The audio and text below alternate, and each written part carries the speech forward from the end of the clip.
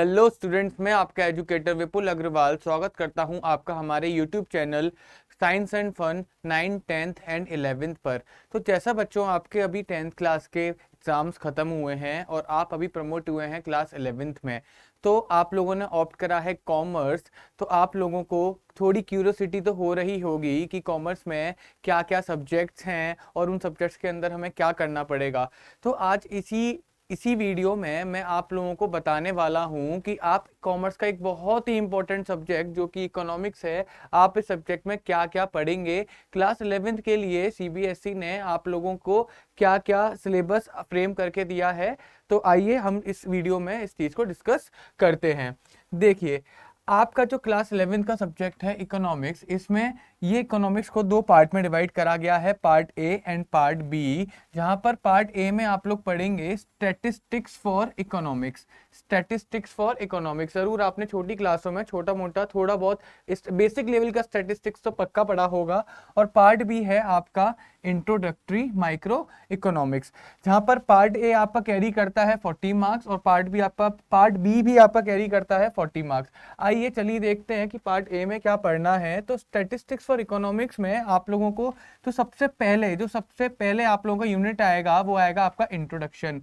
Introduction में आप लोग पढ़ेंगे कि इकोनॉमिक्स होता क्या है। इंट्रोडक्शन में आप लोग पढ़ेंगे इकोनॉमिक्स होता क्या है और किस तरह से इकोनॉमिक्स स्टैटिस्टिक्स के लिए जरूरी है। How the economics is related to statistics, आप लोग फर्स्ट चैप्टर में इस चीज को पढ़ेंगे। फिर आपके आगे जो सेकंड चैप्टर आता है वो आता है collection, organisation and presentation of data. Actually बच्चों यूनिट नंबर 2 है, इसके अंदर बहुत सारे चैप्टर्स बनते हैं। आइए देखते हैं। एक बार बताओ, स्टैटिस्टिक्स के अंदर सबसे ज्यादा इंपॉर्टेंट होता है बेटा डेटा। पूरा डेटा के ऊपर ही तो स्टैटिस्टिक्स बना है, हमें उसी को पढ़ना पड़ता है। तो जहां से स्टैट्स स्टार्ट होता है बेटा, स्टैट्स कहां से स्टार्ट होता है? डेटा को कलेक्ट करने से। तो मैं बोल सकता हूँ कलेक्शन ऑफ डेटा। फिर उस डेटा को ऑर्गेनाइज करना हमारा दूसरा स्टेप होगा। पहले हमने डेटा कनेक्ट करा, डेटा को ऑर्गेनाइज करा, डेटा को हमने अरेंज करा, कैटेगराइज करा। ये सब हम चीज किसमें करते हैं? ऑर्गेनाइजेशन ऑफ डेटा में। फिर उस डेटा को दिखाना, उस डेटा को प्रेजेंट करना। प्रेजेंट मतलब या तो टेबल फॉर्म में प्रेजेंट करना या फिर डायग्राम फॉर्म में डेटा को प्रेजेंट करना। तो ये सारी चीजें यानी कि कलेक्शन, ऑर्गेनाइजेशन एंड प्रेजेंटेशन हम लोग पढ़ेंगे यूनिट नंबर 2 में। फिर थर्ड यूनिट जो हमारे आगे आती है वो आती है स्टैटिस्टिकल टूल एंड इंटरप्रिटेशन। अब एक बार बच्चों एक बात बताओ मेरे को, आपने डेटा कलेक्ट करा, ऑर्गेनाइज करा और डेटा को प्रेजेंट भी कर दिया, लेकिन क्या उस डेटा से कोई रेलिवेंट इंफॉर्मेशन निकाल सकते हैं क्या आप? हाँ जी, बिल्कुल निकाल सकते हैं। तो जो भी इंफॉर्मेशन निकालने के लिए हम लोग टूल्स का इस्तेमाल करेंगे, फॉर्मूलाज का इस्तेमाल करेंगे, वो सारी चीजें हम लोग पढ़ेंगे स्टैटिस्टिकल टूल एंड इंटरप्रिटेशन में। जहां पर कि हम लोग मीन, मीडियन, मोड पढ़ेंगे। आपके लिए एक नया टॉपिक आएगा कोरिलेशन, वो चीज हम लोग पढ़ेंगे। इंडेक्स नंबर हम लोग पढ़ेंगे। तो ये कुछ टूल्स होते हैं जो कि एक डेटा का ओवरव्यू प्रोवाइड करवाते हैं कि वो डेटा हमें क्या रेलिवेंट इंफॉर्मेशन दे रहा है। क्लियर है? सबसे पहले हम लोग पढ़ेंगे स्टैटिस्टिक्स में कि इकोनॉमिक्स क्या होता है, इकोनॉमिक्स स्टैटिस्टिक्स से किस तरह से रिलेटेड है। उसके बाद हम लोग डेटा के बारे में पढ़ेंगे कि डेटा को कलेक्ट किस तरह से करना है, डेटा को ऑर्गेनाइज किस तरीके से करना है और डेटा को प्रेजेंट किस तरीके से करना है। उसके बाद जब डेटा पूरी तरीके से हमारे पास आ जाएगा तो उस डेटा को यूज करके, उस डेटा पे फॉर्मुलेस लगा के, टूल्स का यूज करके किस तरीके से डेटा से रेलिवेंट इंफॉर्मेशन हम लोगों को निकालनी है। तो ये सारी चीजें हम लोग पढ़ेंगे स्टैटिस्टिक्स फॉर इकोनॉमिक्स में। जहां पर कि आपका इंट्रोडक्शन और collection, organisation and presentation of data होगा आपका 15 मार्क्स का, और स्टैटिस्टिकल टूल एंड इंटरप्रिटेशन होगा आपका 25 मार्क्स का। क्योंकि जो आपका यूनिट नंबर 3 है, आपका ये वाला जो यूनिट है, ये वाले यूनिट में काफी ज्यादा प्रैक्टिकल पोर्शन है, काफी इसमें प्रैक्टिकल क्वेश्चंस आप लोगों से पूछे जाएंगे, आप लोगों को सॉल्व करवाए जाएंगे। क्लियर है? इस वजह से इस पोर्शन का, यूनिट नंबर 3 का वेटेज थोड़ा ज्यादा है। तो इस तरीके से ये आपका पार्ट नंबर 1 40 मार्क्स का बनता है। अब आते हैं हम लोग पार्ट नंबर 2 पर, जो कि आपका इंट्रोडक्टरी माइक्रो इकोनॉमिक्स। इसमें भी सबसे पहले ना आपको इंट्रोडक्शन दिया जाएगा। किसका इंट्रोडक्शन दिया जाएगा? इकोनॉमी का इंट्रोडक्शन दिया जाएगा, इकोनॉमिक्स का इंट्रोडक्शन दिया जाएगा कि इकोनॉमिक सब्जेक्ट बना कैसे। इकोनॉमिक सब्जेक्ट की ब्रांचेस क्या होती हैं? 2 ब्रांचेस होती है, मैक्रो, माइक्रो। माइक्रो आप लोग क्लास 11th में पढ़ोगे। तो ये सारी चीजें आपको फर्स्ट चैप्टर में क्लियर करवाई जाएंगी।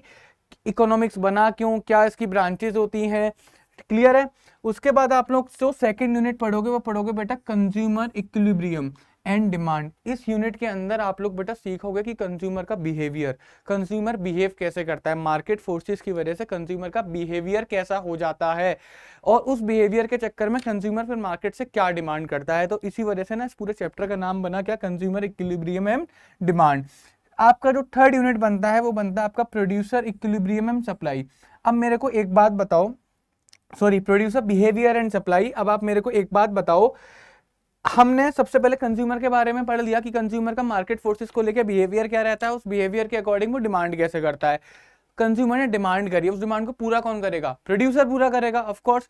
तो कंज्यूमर की डिमांड को देख के प्रोड्यूसर कैसा बिहेव करेगा, अगर कंज्यूमर ने ज्यादा डिमांड करी तो ऑफ कोर्स प्रोड्यूसर का बिहेवियर कैसा होना चाहिए, भैया ज्यादा गुड्स बनाना है। कंज्यूमर ने डिमांड कम करी तो प्रोड्यूसर का बिहेवियर कैसा होगा कि प्रोड्यूस हमें कम करना है। तो जो प्रोड्यूसर का बिहेवियर है वो भी क्या बोलते हैं, डिमांड से कहीं ना कहीं रिलेटेड होता है, और वो सप्लाई मार्केट में किस तरीके से रखेगा, हम लोग इस चीज को इस थर्ड यूनिट में हम लोग इस चीज को पढ़ेंगे।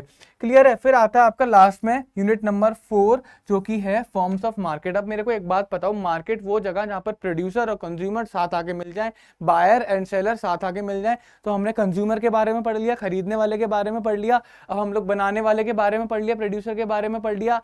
लास्ट में हम लोग पढ़ेंगे मार्केट। मार्केट क्या होती है, मार्केट किन किन तरीके की मार्केट होती है इकोनॉमिक्स के अंदर, और उन मार्केट के अंदर प्राइस किस तरीके से चलता है, प्राइस को किस तरीके से हम लोग डिटरमाइन कर सकते हैं। वही देखो, price determination under perfect competition with simple application. तो फॉर्म्स ऑफ मार्केट में हम लोग पढ़ेंगे कि जो परफेक्ट कंपटीशन मार्केट होता है उसके अंदर किस तरीके से प्राइसेस वर्क करते हैं, किस तरीके से मार्केट फोर्सेस के अकॉर्डिंग प्राइसेस जो है ऊपर नीचे जाते हैं। तो ये पूरा आपका इकोनॉमिक्स का था। तो पार्ट ए आपका 40 मार्क्स का, पार्ट बी भी आपका 40 मार्क्स का, जो कि आपका टोटल करके बन जाता है 80 मार्क्स, और 20 मार्क्स जो होगा वो आपका होगा प्रोजेक्ट वर्क का। तो इस तरीके से आपका ये पूरा 100 मार्क्स का सब्जेक्ट बनकर रेडी हो जाता है।